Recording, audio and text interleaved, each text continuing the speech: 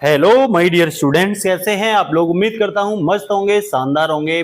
आपकी पढ़ाई एकदम से बिंदास चल रही होगी। जैसा कि आपको पता है, आज हम आपको टॉप 30 कंप्यूटर के पीवाईक्यू कराने वाले हैं। एपिसोड 3 होने वाला है। लगातार आपको ये क्लासें करंट अफेयर्स की बातें मिलती रहेंगी।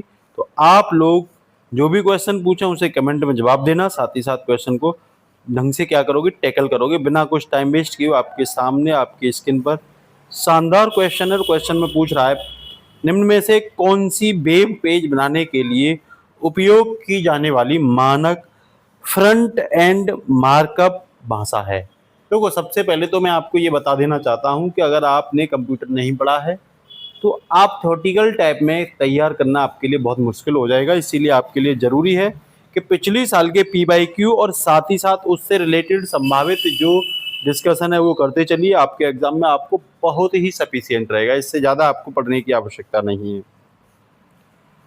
तो फ्रंट एंड मार्कअप भाषा है, अगर आपसे पूछे तो पाइथन, HTML, C++ या जावा या उपयुक्त में से कोई नहीं। ठीक है, तो इसका आंसर जो होने वाला है वो बी होने वाला है, HTML। तो वो कुछ इस तरह की भाषा होती है, आप लोग देख रहे होंगे। ठीक है ना, यहाँ लिख रहा है इस तरह की भाषा ये होती है, ये होती है। ठीक है, तो HTML एक फ्रंट एंड मार्कअप भाषा है जिसका उपयोग वेब पेज बनाने में किया जाता है। ये इंपोर्टेंट है, क्या करने में किया जाता है पूछ लेगा, सीधा बोल देना वेब पेज बनाने में किया जाता है। कह रहा है यह वेब पेज की संरचना तैयार करती है जिसमें हेडिंग, पैराग्राफ, इमेज या लिंक। ठीक है ना, पैराग्राफ हो सकता है, लिंक हो सकती है, हेडिंग हो सकती है, इमेज हो सकती है।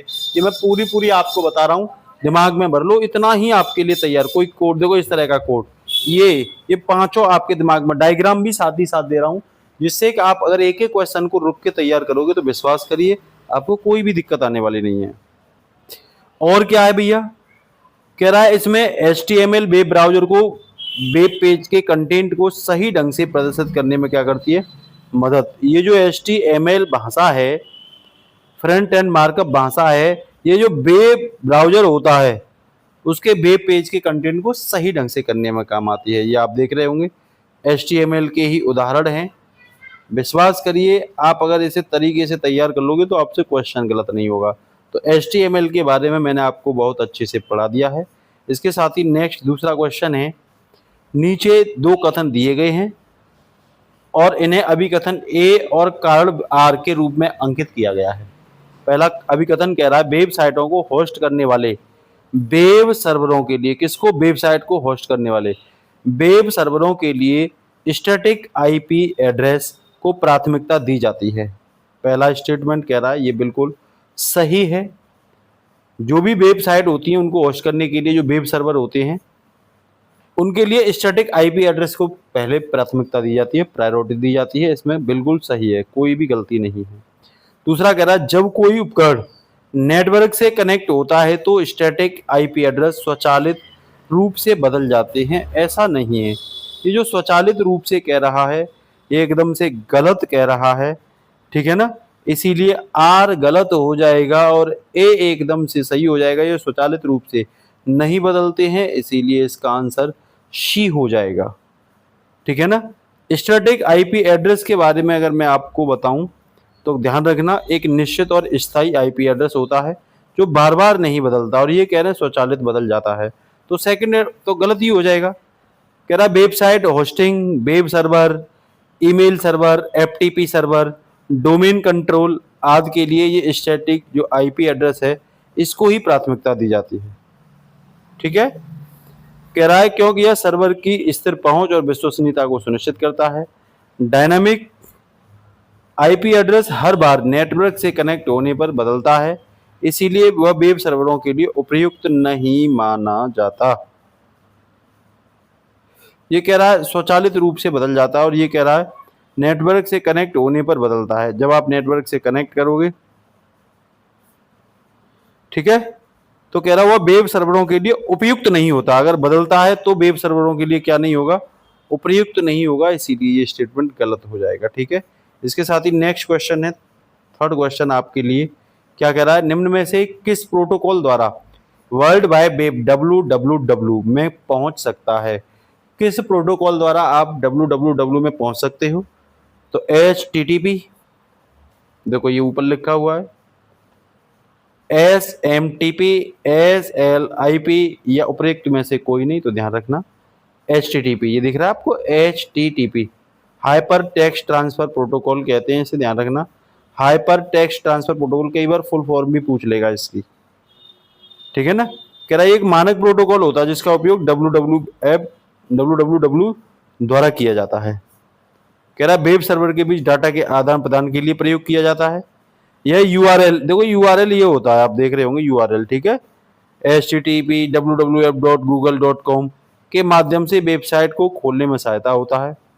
या वेब पेज, चित्र, वीडियो आदि को इंटरनेट के माध्यम से क्या कराता है? उपलब्ध कराता है। तो आंसर इसका ए सही हो जाएगा, ठीक है ना।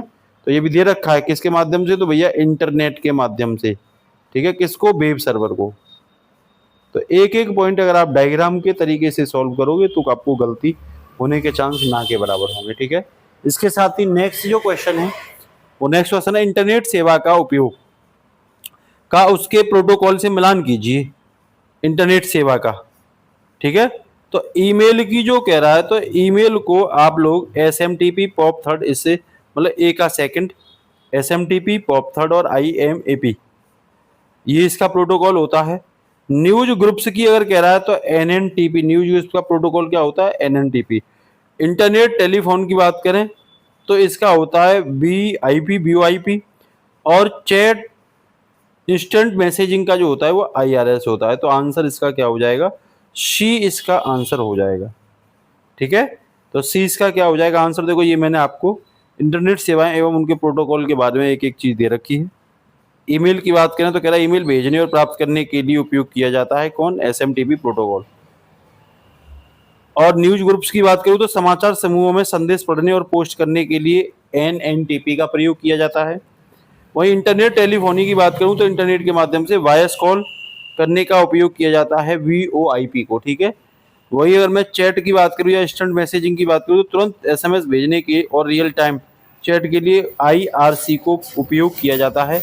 एक एक पॉइंट आपके लिए इम्पोर्टेंट है, ध्यान रखना। आप थ्योरेटिकल तैयार नहीं कर सकते, लेकिन आप लोग PYQ जो पिछली साल के आई हुई और उनको डिस्कशन जो मैं कर रहा हूँ, इसके माध्यम से आपके कंप्यूटर में मैक्सिमम क्वेश्चन अटेंड होने के पूरे क्या बनते हैं? चांस बनते हैं, ठीक है।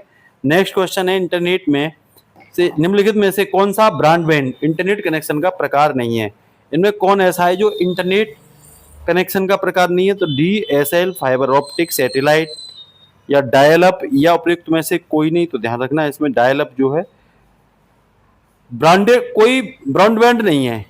तो इसका आंसर जो हो जाएगा वो सी हो जाएगा, डायल अप। कह रहा है DSL, सैटेलाइट और फाइबर ऑप्टिकल सभी ब्रॉडबैंड कनेक्शन है।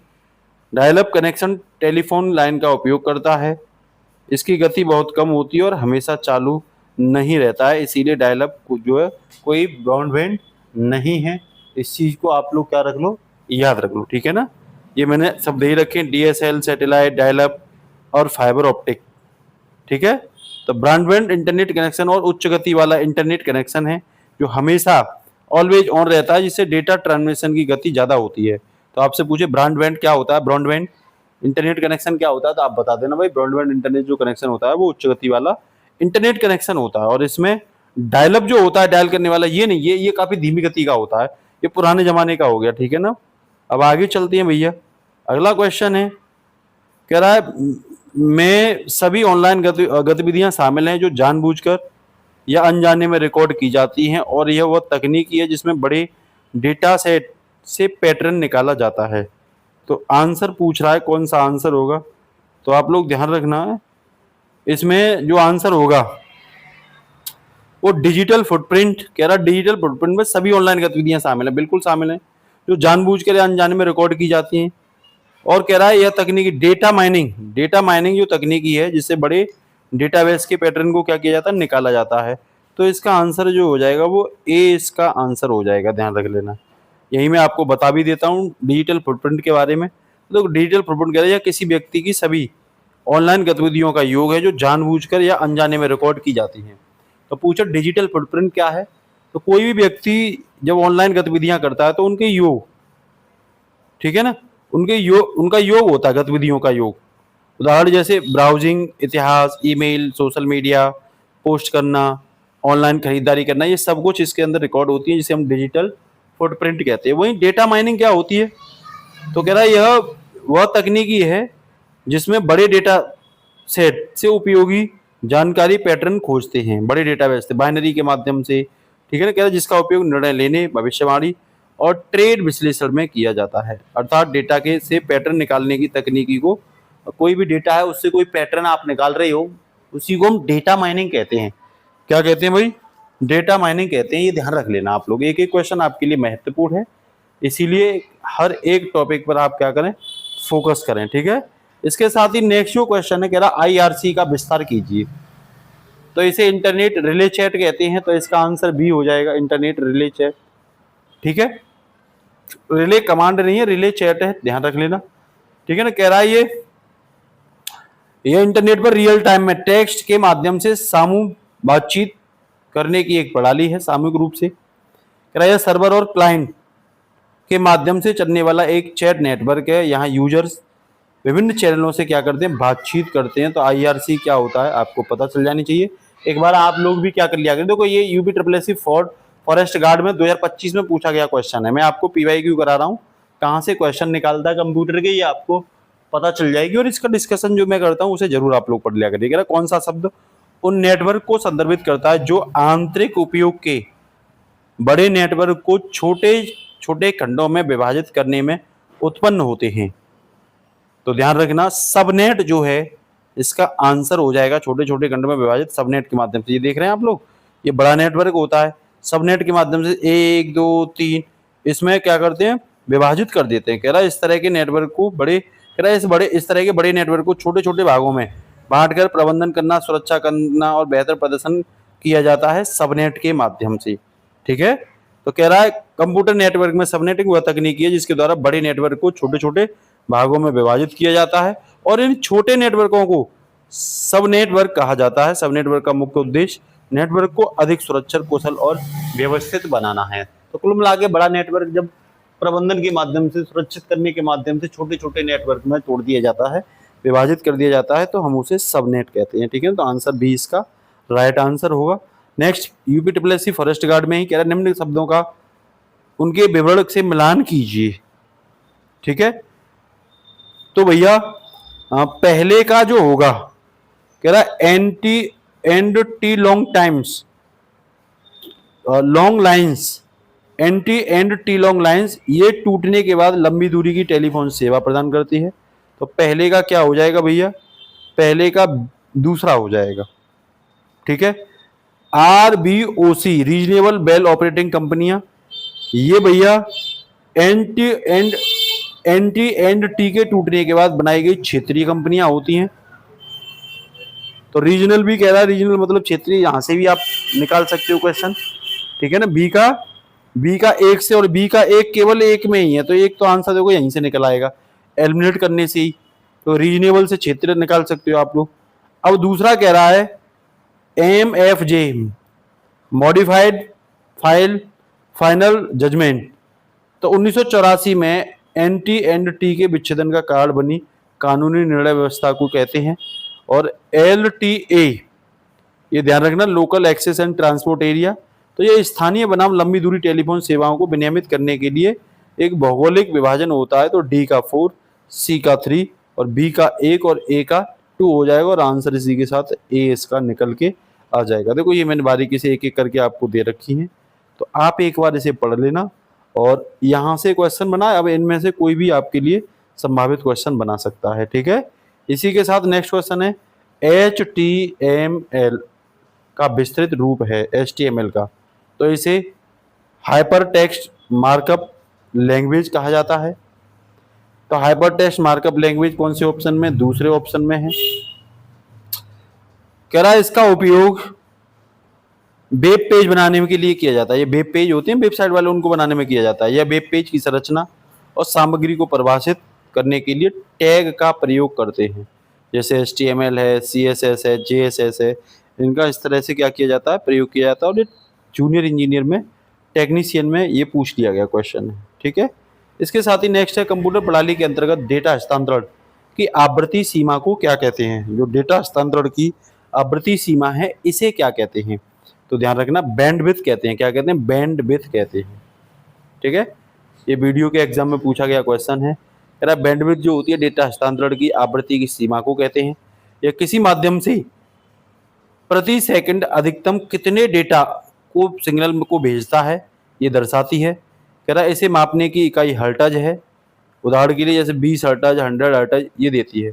कम बैंडविड्थ धीमा डेटा हस्तांतरण, अधिक बैंडविड्थ तेज डेटा हस्तांतरण। ठीक है, तो बैंडविड्थ मतलब डेटा को हस्तांतरण करने की एक तकनीकी। ठीक है भाई, अगला क्वेश्चन क्या है, टेलीफोन नेटवर्क के तारों पर डेटा संचारण द्वारा इंटरनेट उपलब्ध कराने के लिए कौन सी प्रौद्योगिकी इस्तेमाल किया जाता है। कौन सी प्रौद्योगिकी है तो डेटा संचारण द्वारा इंटरनेट उपलब्ध कराने के लिए प्रयोग की जाती है, तो आप ध्यान रखना डिजिटल सब्सक्राइबर लाइन। कौन सी, डिजिटल सब्सक्राइबर लाइन, डी इसका आंसर हो जाएगा। DSL कहते हैं। कह रहा DSL telephone network copper wire पर उच्च गति इंटरनेट उपलब्ध कराने की तकनीकी है। यह मौजूद टेलीफोन लाइन का उपयोग करते हुए आवाज और डेटा दोनों को एक साथ प्रेषित करने की सुविधा करती है, आवाज भी और डेटा भी। ठीक है, कह रहा DSL तकनीकी में ADSL, BDSL, SDSL आदि इंटरनेट सेवाओं के लिए व्यापक रूप से इस्तेमाल किया जाता है और ब्रॉडबैंड इंटरनेट एक्सेस प्रदान करती है। ये आप देख रहे होंगे यूजर डिवाइस, यहाँ से एक मॉडेम लगा होता है जिसे DSL कहते हैं। जैसे टेलीफोन एक्सचेंज, इंटरनेट, इन सबको इसके माध्यम से क्या किया जाता है, ठीक है ना, इंटरनेट उपलब्ध कराया जाता है। ठीक है, इसके बाद ही नेक्स्ट जो टॉपिक है वो है निम्न में से कंप्यूटर नेटवर्क में क्या अतिरिक्त नहीं है। तो IP तो है, IP पता, कंप्यूटर का नाम भी है, लेकिन वर्ग ग्रुप का नाम नहीं है, ये एक्स्ट्रा नहीं है, तो C इसका आंसर हो जाएगा। कह रहा IP जो एड्रेस होता है प्रत्येक डिवाइस की एक यूनिक पहचान होती है। IP पता नेटवर्क पर संचार करने के लिए प्रमुख प्रोटोकॉल होते हैं, ये आप देख रहे होंगे। कंप्यूटर का नाम दोहराया जा सकता है IP एड्रेस पर, हर डिवाइस के लिए अलग और अद्वितीय होता है। कह रहा वर्ग ग्रुप का नाम एक समूह को दर्शाता है, डिवाइस की अद्वितीय पहचान ये नहीं होता। ठीक है, तो इसका आंसर वर्ग ग्रुप नाम हो जाएगा। इसके साथ ही नेक्स्ट क्वेश्चन आपके सामने है, एक कुकी क्या है ये, तो ये ध्यान रख लेना, ये उपयोगकर्ता की वेब गतिविधियों के बारे में सभी जानकारी क्या करती है, संग्रहित करती है, तो ए ही इसका आंसर हो जाएगा। जो उपयोगकर्ता है उसकी वेब जो गतिविधियां हैं उनके बारे में सभी जानकारी को क्या करती है, इकट्ठा करती है। ठीक है, कह रहा कुकी जो होती है एक छोटी सी टेक्स्ट फाइल होती है, जैसे वेबसाइट आपके ब्राउजर में स्टोर करती है। कह रहा यह आपकी वेब गतिविधियों की क्या करती है, जानकारी संग्रहित करती है। कह रहा इसका उद्देश्य वेबसाइटों को आपकी प्राथमिकता, लॉगिन स्थिति, विषय वस्तु आदि को याद रखने में क्या करता है, मदद करता है। इस तरीके से कुकी के प्रकार की बात करूँ तो ये सत्र कुकी जो ब्राउजर बंद होने पर समाप्त हो जाती है। स्थायी कुकी समय समाप्ति पर अपने ब्राउजर में बनी रहती है। ठीक है ना, तो ये कुकी के बारे में भी आपसे मोटा मोटी जानकारी पूछ लेता है, तो ये मैंने आपको जितनी इंपॉर्टेंट थी वो आपको बताने की कोशिश की। निम्नलिखित में से क्या कंप्यूटर प्रणाली से संबंधित नहीं है, कौन है जो कंप्यूटर प्रणाली से संबंधित नहीं है, तो EPF जो है वो कंप्यूटर प्रणाली से संबंधित नहीं है। जबकि PP जो है वो पॉइंट टू पॉइंट प्रोटोकॉल होता है, जो डेटा संचार के लिए उपयोग किया जाता है। FTP जो है ये फाइल ट्रांसफर प्रोटोकॉल होता है, फाइलों के स्थानांतरण के लिए प्रयोग किया जाता है। FTP ध्यान रखना इस तरह से होता है, ये इस तरह से होता है। URL की बात करूं तो कह रहा है ये यूनिफॉर्म रिसोर्स लोकेटर होता है, ये वेब संसाधनों का पता लगाने में करता है। जबकि EPF जो होता है ये कर्मचारी भविष्य निधि, ये एक वित्तीय योजना है, कंप्यूटर प्रणाली से संबंधित नहीं है, इसीलिए EPF क्या है, आंसर है इसका। इसके साथ ही नेक्स्ट क्वेश्चन है, ISDN एक दूरसंचार प्रौद्योगिकी है जहां ध्वनि, वीडियो एवं डेटा साथ साथ संचालित होते हैं। ए ही इसका क्या हो जाएगा, आंसर हो जाएगा। ए ही इसका क्या हो जाएगा, आंसर हो जाएगा। कह रहा ISDN इसमें हम इंटीग्रेटेड सर्विसेज डिजिटल नेटवर्क कहते हैं। ये डिजिटल टेलीफोन सेवा, ध्वनि, वीडियो एवं डेटा प्रदान करने का एक अंतर्राष्ट्रीय क्या है, मानक है। कह रहा ISDN की मुख्य विशेषता क्या है, कह रहा एक ही लाइन पर ध्वनि, वीडियो, डेटा को साथ साथ संचालित करने की क्षमता है। डिजिटल तकनीकी पर आधारित दूरसंचार सेवा है। कह रहा बेहतर कॉल गुणवत्ता और कम शोर की बात है। कह रहा तेज डेटा ट्रांसफर और विश्वसनीयता सेवा है ये। ठीक है ना, इसमें ध्वनि, वीडियो वगैरह, ठीक है ना, और डेटा इनका तीनों का क्या किया जाता है, प्रयोग किया जाता है। ठीक, मैंने आपको यहाँ एकदम से डायग्राम फॉर्मेट में समझाने का क्या किया है, प्रयास किया है। ठीक है, एक बार आप लोग भी क्या कर लिया करिए, इसकी रीडिंग कर लिया करिए, क्योंकि ये बेहद इंपॉर्टेंट डेटा है। ठीक है, इसी के साथ ही नेक्स्ट है, निम्न में से कौन सा एक उपाय नहीं है जिससे एक वायरस आपके कंप्यूटर को संक्रमित कर सकता है। तो इसमें कौन है जो उपाय नहीं है वायरस को संक्रमित करने का? तो इसमें जो पीडीएफ है, ठीक है ना, तो इसमें जो पीडीएफ है, ठीक है, बी में प्रलेख और पीडीएफ संचिकाएं बनाना, ये इसका आंसर हो जाएगा। ठीक है ना, तो इसने कहा है वायरस एक हानिकारक प्रोग्राम होता है जो बिना अनुमति के आपके कंप्यूटर में प्रवेश कर सकता है, डेटा प्रणाली को नुकसान पहुंचा सकता है। वायरस फैलने के सामान्य तरीके क्या हैं? एक तो भैया अन्य उपयोगकर्ताओं के साथ संग्रही संचिकाएं एवं छवियां साझा करना, मतलब एक दूसरे की फाइल क्या करना, साझा करना। ठीक है, दूसरा है स्पैम ईमेल या ईमेल संकलन खोलना, तो पीडीएफ अगर आप इस तरह की कोई खोलते हो तो उसके माध्यम से भी वायरस आ सकता है। एक फ्री गेम जो होते हैं, निःशुल्क खेल, टूल वॉर्स, मीडिया प्लेयर्स, अन्य प्रणाली डाउनलोड करने पे भी ये आ जाता है। और अगला कह रहा है प्रलेख और पीडीएफ संचिकाएं फाइल बनाना। ठीक है, तो ये है ना, ये इसका आंसर हो जाएगा, ध्यान रख लेना। सुरक्षा के उपाय क्या हैं? आप एंटीवायरस का प्रयोग करें, अपरिचित ईमेल अटैचमेंट ना खोलें, सॉफ्टवेयर हमेशा आधिकारिक स्रोत से डाउनलोड करें जो लीगल हैं, नियमित रूप से अपने सिस्टम को क्या करते रहें, अपडेट करते रहें, जिससे वायरस क्या हो जाएगा, निष्क्रिय हो जाएगा। ठीक है, अगर आ भी गया है तो।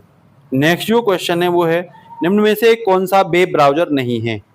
Google, Firefox, Mozilla, Microsoft Edge या नेस्ट स्केप नेविगेटर। तो इसमें गूगल जो है ये वेब ब्राउजर नहीं है, ध्यान रखना। फिर गूगल क्या है? कह रहा है ये एक सॉफ्टवेयर प्रोग्राम है। अब वेब ब्राउजर पूछे ना, वेब ब्राउजर क्या है, गूगल ने वेब ब्राउजर क्या है, तो वेब ब्राउजर एक सॉफ्टवेयर प्रोग्राम है जो ब्राउजर मुख्य रूप से इंटरनेट वेबसाइटों को प्रदर्शित करता है और उन्हें एक्सेस करने के लिए उपयोग करता है। लोकप्रिय वेब ब्राउजर अगर आपसे पूछे तो Google Chrome, Firefox, Mozilla, Microsoft Edge और नेटस्केप नेविगेटर, ये क्या है भैया, ये ध्यान रखना वेब ब्राउजर है। लेकिन गूगल इसमें जो है वो वेब ब्राउजर नहीं है। कह रहा वेब ब्राउजर के बिना हम इंटरनेट पर कोई वेबसाइट नहीं देख सकते। HTML की बात करूं, कह रहा HTML और XML जैसी भाषाओं का उपयोग वेब पेज प्रदर्शित करने के लिए किया जाता है। UC ब्राउजर, ब्रेव, ओपेरा आदि भी वेब ब्राउजर हैं, ये ध्यान रख लेना आप लोग। ठीक है, तो ए इसका आंसर हो जाएगा। नेक्स्ट जो क्वेश्चन है वो नेक्स्ट क्वेश्चन है, ई कॉमर्स, ई लर्निंग, ई बैंकिंग, एम कॉमर्स आदि निम्न में से कौन सी सेवाएं हैं? तो सबको पता है ये ई सेवाएं, बड़े आराम से आंसर आप लोग निकाल लोगे। ई सेवाएं क्या होती हैं? कह रहा वाणिज्य के सभी कार्यों को इलेक्ट्रॉनिक तरीके से आप करते हो, इंटरनेट के माध्यम से व्यापार अपना करते हो, तब हम उसे ई सेवाएं कहते हैं। कह रहा है इसमें ई कॉमर्स, इसमें ई लर्निंग, इसमें ई बैंकिंग, इसमें एम कॉमर्स, इन सबको क्या किया जाता है, शामिल किया जाता है। ठीक है, तो ये भी इसका क्या हो जाएगा, डी इसका आंसर हो जाएगा। ठीक है, तो इसके साथ ही नेक्स्ट अगर मैं बात करूं आपसे, तो इसके इंपोर्टेंस कुछ दे रखे हैं। ठीक है ना, तो इन इंपोर्टेंस को भी आप लोग कर लो, क्योंकि यहां से भी क्वेश्चन के संभावित होने की क्या है, आने की संभावना है। ठीक है, कह रहा इंटरनेट के विकास ने ई सेवाओं को आसान बनाया, बिल्कुल सही बात है, क्योंकि चीजें पहले काफी टाइम लेती थी, आज है ना बहुत जल्दी से ये चीजें आपको इंफॉर्मेशन के रूप में प्रोवाइड हो जाती है, तो इंफॉर्मेशन को संग्रहित करना आज आसान हो गया है। ठीक है ना, ठीक है, तो इसी के साथ नेक्स्ट जो क्वेश्चन है, अब मैंने आपको बताया था कि भाई ई सेवाओं के अंतर्गत क्या आता है, किस चीज की भूमिका ज्यादा होती है, तो भैया इसके अंदर ई कॉमर्स की भूमिका ज्यादा होती है, ई बैंकिंग की भूमिका ज्यादा होती है। ठीक है ना, और एम कॉमर्स भी इसमें शामिल की जाती है, ध्यान रखना।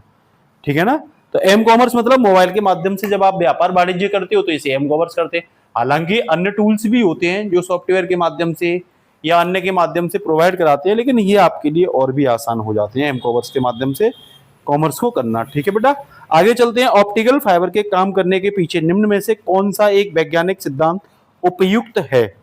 प्रकाश का कुलांतरिक प्रतिबिंब, बिल्कुल यही बात सही है कि जब आप ऑप्टिकल फाइबर में काम करते हो तो उसके पीछे जो साइंटिफिक प्रिंसिपल काम करता है वो प्रकाश का कुल आंतरिक प्रतिबिंब ही काम करता है, ये ध्यान रख लेना। ठीक है ना, तो इसका जो आंसर हो जाएगा वो ए इसका आंसर हो जाएगा। कह रहा ऑप्टिकल फाइबर कैसे कार्य करता है, अगर आपसे पूछे तो सीधा बोलना ऑप्टिकल फाइबर जो होता है वो संचारण की एक ऐसी प्रणाली होती है जिसमें सूचनाओं की जानकारी एक स्थान से हम लोग दूसरे स्थान में ऑप्टिकल फाइबर के माध्यम से ही प्रकाश बिंदुओं के रूप में क्या करते हैं, भेजते हैं। या आप देख भी रहे होंगे ऑप्टिकल फाइबर की स्ट्रक्चर मैंने आपके सामने दे दी है, जहां जो भी कोर या क्लैडिंग होती है उसे हम लाइट रे प्रकाश कण के माध्यम से पूर्ण आंतरिक प्रतिबिंब के सिद्धांत पे क्या करते हैं, काम करते हैं। ठीक है ना। इसी के साथ नेक्स्ट अगर मैं इसमें एक्स्ट्रा इंफॉर्मेशन ऐड करने के प्रयास करूं तो कह रहा है ये काम करने का सिद्धांत क्या होता है, तो आप लोग बताओगे इसमें अधिक अपवर्तन किया जाता है कोर के माध्यम से। किसके माध्यम से, कोर के माध्यम से। ठीक है ना। आपतन कोण इसमें इंडिकेट किया जाता है। ठीक है। इसमें क्लैडिंग की जाती है। देखो जहां कोर होता है वहां अधिक अपवर्तक माध्यम यूज किया जाता है, और जहां भैया क्लैडिंग होती है वहां कम अपवर्तक माध्यम यूज किया जाता है। कह रहा कार्य करने के सिद्धांत में कुल आंतरिक प्रतिबिंब को यूज किया जाता है। इसका मतलब क्या होता है, कह रहा प्रकाश कोर से क्लैडिंग की सतह पर आपतन करता है। यदि आपतन कोर क्रांतिक कोर से अधिक होता है तो प्रकाश वापस कोर में ही क्या हो जाता है, परिवर्तित हो जाता है या परावर्तित हो जाता है। कह रहा है इसमें कुल आंतरिक प्रतिबिंब इसी को कहा जाता है। ठीक है। तो आप इस क्वेश्चन को टैकल कर लेना, यहां से संभावित क्वेश्चन बनने की क्या है, संभावना है। इसके साथ ही नेक्स्ट क्वेश्चन है, किसी भी दिए गए समय पर नेटवर्क पर प्रेषित किए जा सकने वाला डाटा की मात्रा की माप किसके माध्यम से की थी। मैंने आपको पिछले क्वेश्चन में भी दे दिया। बैंडविड्थ जो होता है वो निश्चित रूप से डाटा की एक माप होती है। इसके माध्यम से आप किसी भी डाटा को मेजर कर सकते हो, चाहे वो डाटा, देखो इसमें डाटा भी कई तरीके के होते हैं। आप लोग जानते होंगे एक डाटा जो होता है वो हार्ड फाइल के रूप में होता है। ठीक है ना। लेकिन जब हम बात करते हैं कंप्यूटर डाटा के माध्यम से इसमें प्रोग्रामिंग के लिए, तो इसमें मैक्सिमम जो डाटा होता है वो बाइनरी के माध्यम से क्या किया जाता है, तैयार किया जाता है। इसमें सेंडर जो होता है वो नेटवर्क कनेक्शन मतलब बैंडविड्थ के माध्यम से रिसीवर को क्या करता है, डेटा प्रदान करता है। ठीक है ना। तो आपसे पूछ लेगा बैंडविड्थ नेटवर्क क्या होता है, तो कहते हैं ना ये वो क्षमता होती है जिसके माध्यम से हम किसी निश्चित समय में डेटा को क्या करते हैं, ट्रांसफर करते हैं।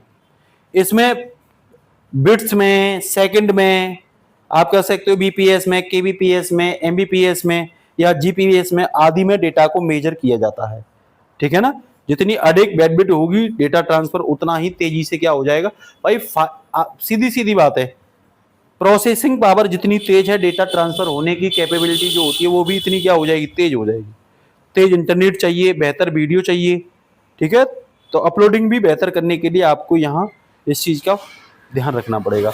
नेक्स्ट क्वेश्चन है, कंप्यूटर में पिक कमांड का उपयोग होता है, तो ध्यान रखना किसी निर्दिष्ट गंतव्य कंप्यूटर तक पहुंचने के लिए स्रोत कंप्यूटर की क्षमता का परीक्षण करने के लिए किसका प्रयोग करते हैं, पिग कमांड का प्रयोग करते हैं। तो 20 का आंसर हो जाएगा।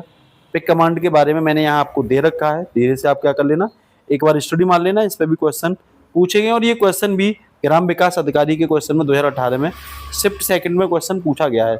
अब मैं लोअर पीसीएस की सेकंड पारी का क्वेश्चन, मेंस वाले का क्वेश्चन आपको दे रहा हूँ। बहुत सिंपल सा क्वेश्चन है, वर्ल्ड वाइड वेब का आविष्कार किसने किया, सीधा सीधा बोल देना, टिम बर्नर्स ली ने किया था। किसने किया था, टिम बर्नर्स ली ने किया था बेटा। ठीक है, टिम बर्नर्स ली।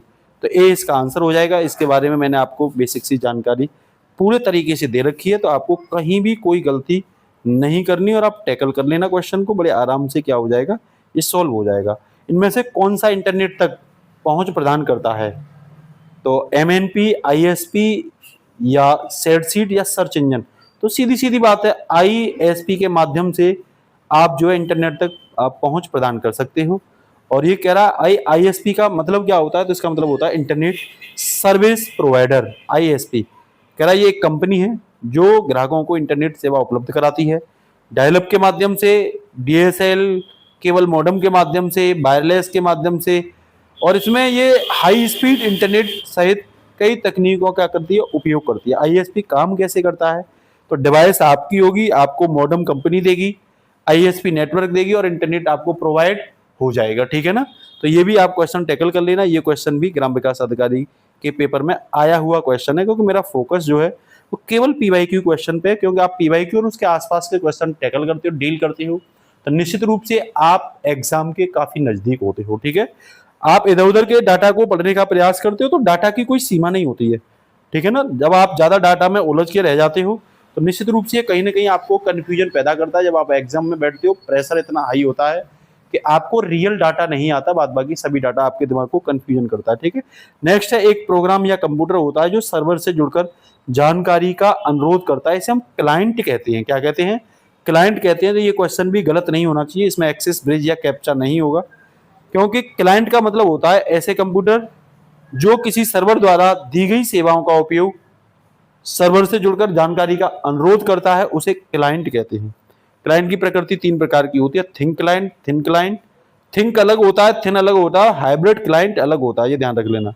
जैसे आप डेस्कटॉप की बात कर रहे हो एप्लीकेशन में, एमएस ऑफिस, ऑटोकैड वगैरह की, तो ये थिंक क्लाइंट होते हैं। इसमें अधिक सॉफ्टवेयर और प्रोसेसिंग क्षमता अधिक होती है, ध्यान रख लेना, अधिकांश कार्य करता है ये खुद से ही।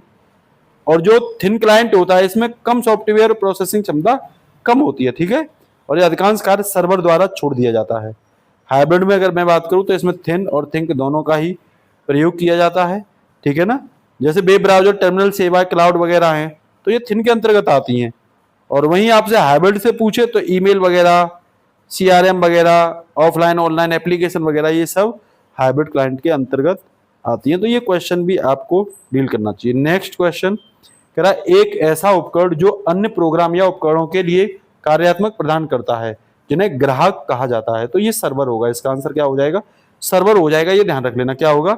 डी इसका आंसर, क्योंकि इसमें इंटरनेट नहीं होगा, डोगल नहीं होगा, थर्मोस्टेट नहीं होगा, और इसमें क्या होगा? सर्वर होगा।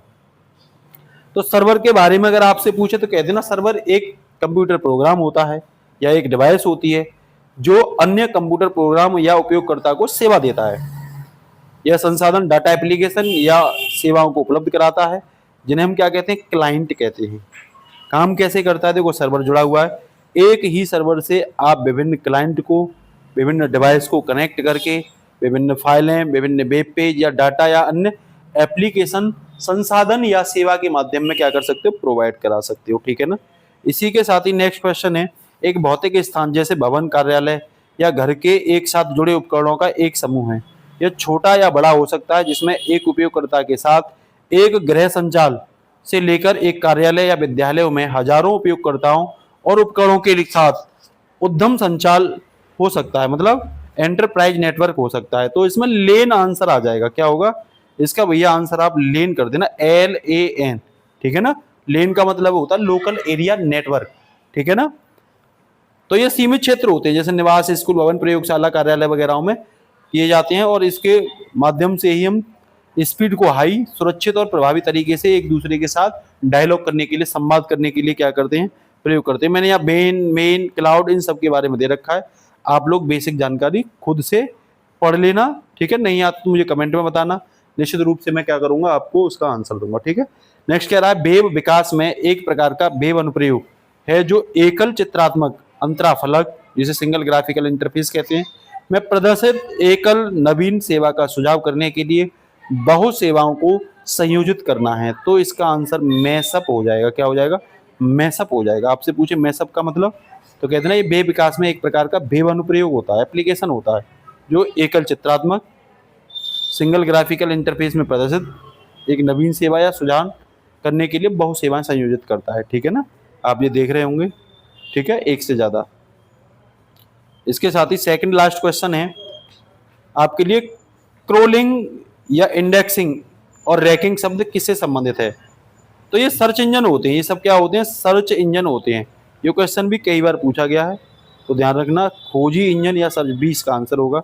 और इनके सब के बारे में आप लोग छोटा सा क्या करते हो, ये सब देखें ना, ये इसी के बारे में तो मैं आपको बता रहा हूँ, खोजी इंजन। तो इसके माध्यम से चाहे क्रोलिंग हो, चाहे इंडेक्सिंग हो, चाहे रैंकिंग हो, इस सब क्या होते हैं? इसमें गूगल, बिंग, याहू, इन सब का आप क्या कर सकते हो? प्रयोग कर सकते हो। आज का लास्ट क्वेश्चन है, स्टार टोपोलॉजी में कंप्यूटरों को संयोजित करने के लिए निम्न में से किस उपकरण का प्रयोग किया जाता है? तो हब का प्रयोग किया जाता है। किसका? हब का। ए आंसर हो जाएगा। देख रहे हैं, स्टार टोपोलॉजी का डायग्राम भी मैंने आपको बना के दिखा दिया है। ठीक है, कह रहा है ये एक केंद्रीय कनेक्शन बिंदु होता है, जिसमें जिसे हब नोड भी कह सकते हो आप। कह रहा है इसी से कंप्यूटर को संयोजित किया जाता है। पूरा का पूरा नेटवर्क, ठीक है ना, इसी केंद्रीय नोड पर क्या करता है? निर्भर करता है। पूरा का पूरा नेटवर्क, ये आप देख रहे होंगे, ये जो हब है इसी से कनेक्ट, सभी टूल्स एंड डिवाइस इसी से कनेक्ट होते हैं। कह रहा है यदि केंद्रीय नोड फेल हो जाएगा तो पूरा नेटवर्क ही क्या हो जाएगा, बंद हो जाएगा। एक प्रकार से आप लोग कह सकते हो कि सीपीयू वगैरह जहां हम केंद्रीय नोड के रूप में यूज करते हैं, अगर वो फेल हो जाए तो सब कुछ फेल हो जाएगा। अब बच्चों आपके लिए मेरा क्वेश्चन ये है, लास्ट में आप सब लोग जवाब दोगे उस क्वेश्चन का। बहुत बेसिक से क्वेश्चन है जो मैं आपसे हर बार हर क्लास में पूछता हूँ। पहला क्वेश्चन मेरा आपसे ये है कि जो वेब ब्राउजर है उसकी खोज किसने की थी और किस वर्ष वेब ब्राउजर की खोज की गई थी। अगर आप मेरी क्लास देख रहे हैं तो निश्चित रूप से आप इसका आंसर कमेंट में दोगे। कंप्यूटर के जनक किसे कहा जाता है, बहुत बेसिक सिंपल सा क्वेश्चन है, इसका आंसर आप दोगे। और HTML की फुल फॉर्म क्या है, HTML क्या होता है, उसकी फुल फॉर्म क्या है, ये आप लोग बताओगे। CSL या CDSL दोनों की ही फुल फॉर्म आप मुझे कंप्यूटर में बताओगे, ठीक है ना। क्लाइंट क्या होता है ये आप लोग बताओगे मुझे, भाई अभी मैंने थोड़ी देर पहले ही बताया था। सर्वर क्या होता है, सर्च इंजन कौन कौन से होते हैं, ठीक है। और वर्ल्ड वाइड वेब की खोज किसने की थी या आविष्कार किसने किया था, ये लोग आप बताओगे। आज के लिए इतना ही। नए हैं तो चैनल को निश्चित रूप से सब्सक्राइब कर लेना। मिलते हैं नेक्स्ट शानदार क्लास के साथ। नमस्कार, जय हिंद बच्चों, ऑल द बेस्ट।